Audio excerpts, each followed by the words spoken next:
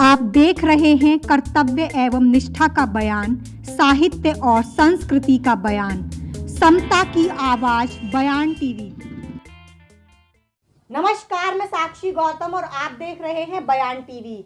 Doctor Bhimrao जन्मोत्सव समारोह समिति चंदौसी द्वारा बाबा साहेब डॉक्टर अंबेडकर के 132वें जन्म दिवस पर चंदौसी, मुरादाबाद, उत्तर प्रदेश में कार्यक्रम हुआ।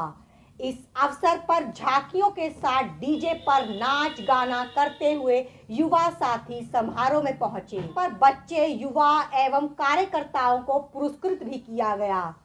सभा के मुख्य वक्ता दिल्ली से गए डॉक्टर रूपचंद गौतम कहते हैं, आज जो स्थिति हमारे बीच में गुजर रही है वो सबसे बुरी स्थिति है संस्कृति की। सबसे बुरी जो मैं देख रहा हूँ या मैं आकलन कर रहा हूँ वो संस्कृति की सबसे बुरी स्थिति है। और संस्कृति महिलाएं उसकी जननी है। हम महिलाओं को तैयार नहीं करेंगे तो संस्कृति हमारी डेवलप नहीं हो पाएगी। ज्यादातर महिलाएं हमारे साधु महात्माओं आश्रमों में जा रही हैं और वहां जाकर के हमारा धन हमारा होता है, श्रम हमारा होता है और विकास उनका होता है। तो बाबा साहब को हम पढ़ते हैं, बाबा साहब के अनुयायी हैं, बाबा साहब के प्रांगण में हम बातचीत करते हैं, तो बाबा साहब की बात को भी मानने की कोशिश करें। हमारी महिलाएं उनके आश्रमों में जाना बंद कर दें। बात जो होती है वो शिक्षा की है, जो वकील साहब ने बोला है वो बड़ी महत्वपूर्ण बात है और हमारे लिए इसलिए महत्वपूर्ण है कि शिक्षा का स्तर भी दिन प्रतिदिन गिर रहा है और हमारे हाथ में ज्ञान की जगह कटोरा आ गया है। ये दिल्ली और दिल्ली से बाहर मैं समझ रहा हूँ शिक्षा का स्तर गिर चुका है।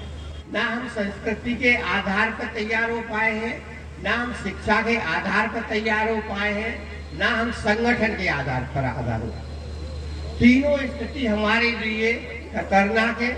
हम संगठन के नाम पर दिन प्रतिदिन बिखरते जा रहे हैं। तो ये सोचनी बात है। दूसरा दुश्मन चाह रहा है कि ये ज्यादा से ज्यादा बिखरे, ज्यादा से ज्यादा संगठनों में बिखरते रहे और हम तभी कामयाब होंगे जब ये बिखरेंगे। लेकिन हम संगठित नहीं हो पा रहे। फिर क्या बात आपने बाबा साहब की मानी, क्या जयंती बनाए? समाज शास्त्र का नियम ये है, यदि विचारक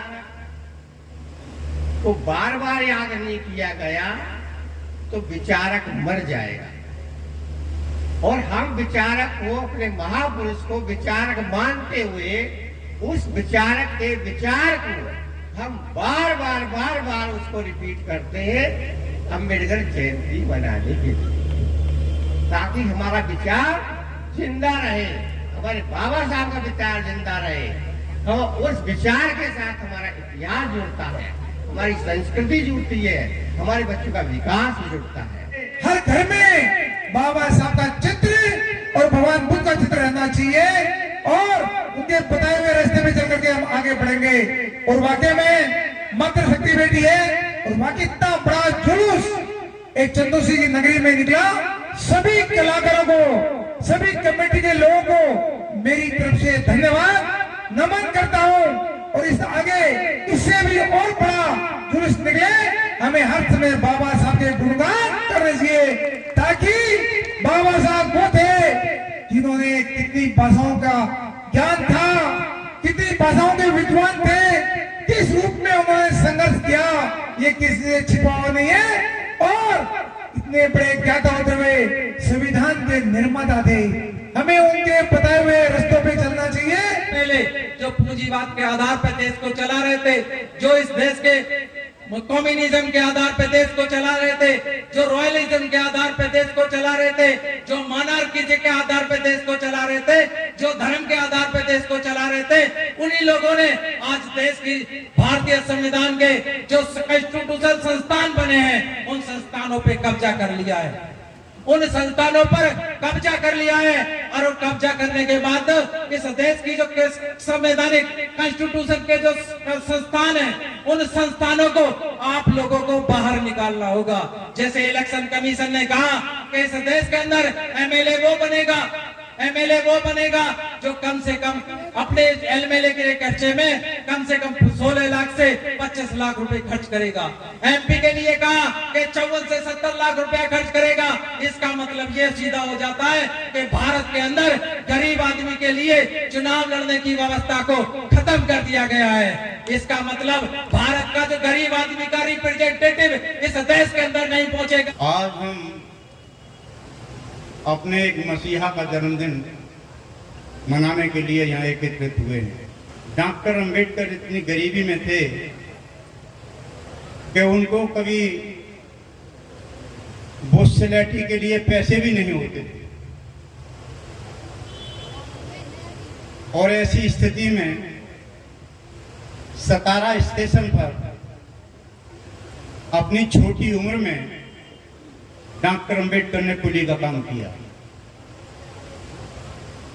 वहां से जो कुछ पैसे मिलते थे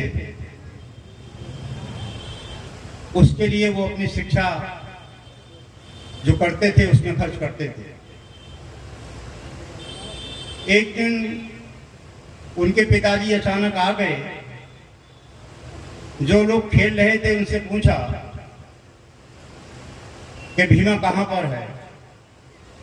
बच्चों ने बताया कि वो रोज स्टेशन जाते हैं और जो छोटा मोटा काम, जो छोटी मोटी कुछ किसी की गठरी या किसी का वजन होता है उसको लेकर के वो कुली का काम करते हैं। बाबा साहब के पिताजी स्टेशन पहुंचे। स्टेशन मास्टर भी उनको जानता था। जब उनको पता लगा कि ये सूबेदार जी का बेटा है तो उन्होंने उनकी बहुत तारीफ की और कहा कि शिक्षा के क्षेत्र में आगे बढ़ने के लिए आपका बेटा जो ये काम करता है उसे देखकर मुझे बड़ा आश्चर्य होता है कि अपनी छोटी सी उम्र में उसको ये लगन है।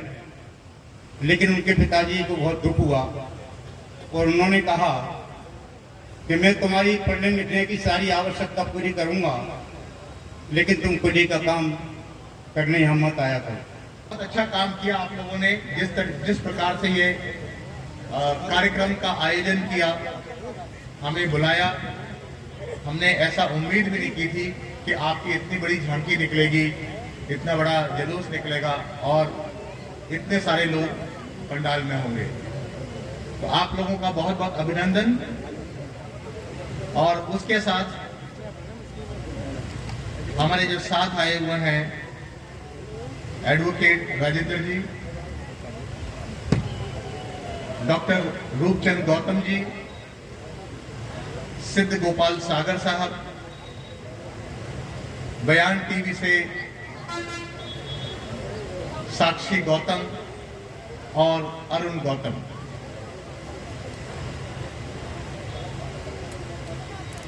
आप सभी को मैं धन्यवाद देता हूं कि आप आए, हमारे साथ आए, हमारा सारे दिन साथ रहा। और इसके साथ वकील साहब ने अभी कुछ देर पहले बताया था, हमें कुछ प्रजातंत्र के बारे में बात करी, संविधान के बारे में बात करी। आप देखिए, प्रजातंत्र जो है वो संविधान की वजह से है। बाबा साहब ने जो हमें संविधान दिया उसमें प्रजातंत्र को जिस तरीके से मजबूत रखा उन्होंने और पूरी संविधान सभा ने उसको माना, उस पर डिबेट हुई और उसके बाद ये सब डिसाइड हुआ। लेकिन आप देखते हैं कि प्रजातंत्र के माने ही कुछ और है। इसीलिए बाबा साहब ने कहा था कि कोई भी कॉन्स्टिट्यूशन, कोई भी डॉक्यूमेंट कितना भी अच्छा हो, अगर उसको लागू करने वाले लोग उनकी नीयत ठीक नहीं होगी, वो ठीक नहीं होंगे, तो वो गलत साबित हो सकता है। और यदि कोई संविधान इतना अच्छा ना हो, लेकिन उसको लोग जो इम्प्लीमेंट करने वाले लोग हैं, यदि वो उसको इम्प्लीमेंट करते हैं बेहतर तरीके से, तो वो एक अच्छा संविधान या एक अच्छा डॉक्यूमेंट माना जाएगा। ये बाबा साहब ने कहा था। और अपने ओजस्वी वक्तव्य से यहाँ के लोगों को मार्गदर्शन करें। श्रद्धा साक्षी गौतम बयान टीवी से है।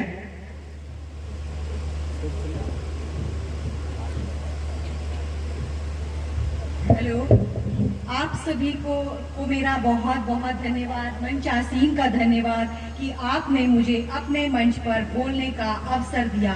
एक साधु बाबाओं की कथा में जाना बंद करें, अध्ययन पर ज्यादा से ज्यादा समय दें, अपने महापुरुषों को पढ़ें, अपने बच्चों को ज्ञान के लिए प्रेरित करें। ज्ञान के बिना विकास संभव नहीं है। अपनी संस्कृति के लिए भगवान बुद्ध का रास्ता अपनाएं। हमारा जो कल्याण होगा वो इसी से होगा। ज्ञान के बिना कुछ भी नहीं है। जब ज्ञान होगा तभी हम आगे बढ़ सकते हैं। तो अभी आपने इस तरह से लोगों से जो वक्ता सुने हैं या उनकी बातें सुनी हैं, वो एक ज्ञान का प्रतीक है।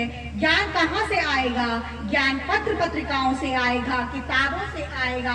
आजकल हम देख रहे हैं छोटे छोटे बच्चों की जो किताबें हैं वो महापुरुषों पर हैं, और उनके अंदर जो चित्र हैं किताबों के अंदर, वो भी एक ज्ञान का प्रतीक है, एक प्रेरणा का प्रतीक है और संस्कृति का प्रतीक है। महिलाएं जब तक इस संस्कृति से नहीं जुड़ेंगी तब तक हमारा विकास संभव नहीं। गीत व संगीत के माध्यम से हमारा विकास संभव हो सकता है, क्योंकि गीत व संगीत एक ऐसा माध्यम है जो हम अपनी बात को कम शब्दों में ज्यादा से ज्यादा लोगों तक पहुंचा सकते हैं। आज अम्बेडकर जन्मोत्सव समारोह समिति के द्वारा जो जयंती मनाई गई, शोभा यात्रा निकाली गई, वो अपने आप में बहुत ऐतिहासिक है। ये अलग है कि हमारे लोग नौजवान डीजे की जो परंपरा है उस पर थक जाते हैं, लेकिन चंदौसी बड़ी ऐतिहासिक बस्ती रही है। सदैव गौतम जी राठौर साहब आगरा में अंबेडकर मिशन के बाद आगरा मंडल अंबेडकर मिशन का एक ऐतिहासिक गढ़ रहा, और उस वक्त रहा जो 68 में ज्वाइंट गवर्नमेंट बनी थी उत्तर प्रदेश में। आगरा मंडल में माननीय बीपी मौर्य जी, चंद्रपाल सैलानी जी, माने कल्याण सिंह प्रेमी जी और संप्रिय गौतम जी, 4 लोगों का ग्रुप हुआ करता था। मुझे बीपी मौर्य जी का सानिध्य मिला है, बच्चे के रूप में मैं रहा, उनके साथ रहने का मौका मिला अलीगढ़ में। ये चारों लोग वो स्तंभ थे जो आरपीआई के स्तंभ थे, और चंदौसी आकर के भी मैंने कहा आगरा मंडल के बाद अगर कोई ब्रॉड मंडल में गढ़ रहा अम्बेडकर मिशन का तो चंदौसी गढ़ रहा। सबसे पहले मैं बाबा साहब की जयंती पर सबको बधाई देना चाहूंगी। सबको बधाई व बहुत बहुत शुभकामनाएं। एक्सक्यूज मी, दूर से आए हमारे अतिथिगण जिन्होंने अपना कीमती समय हमें दिया और हमारे मंच की शोभा को बढ़ाया, उनका बहुत बहुत तहे दिल से धन्यवाद। जिन्होंने भरपूर सहयोग किया इस जयंती को सफल बनाने में, बहुत ही भरपूर सहयोग किया। हमारी टीम के सदस्य सभी को मैं तहे दिल से धन्यवाद कहना चाहूंगी, जिन्होंने अपना भरपूर सहयोग दिया। हमारी महिला शक्ति ने भी बहुत भरपूर मुझे सहयोग दिया ये जयंती को सफल बनाने में। और आज जो शोभा यात्रा जगह जगह से सब आए, मैं उनका भी बहुत बहुत धन्यवाद करना चाहूंगी। और जो खाने पीने की व्यवस्था जो जगह जगह रखी गई, मैं उन लोगों का भी बहुत तहे दिल से धन्यवाद करना चाहूंगी और सभी लोगों का बहुत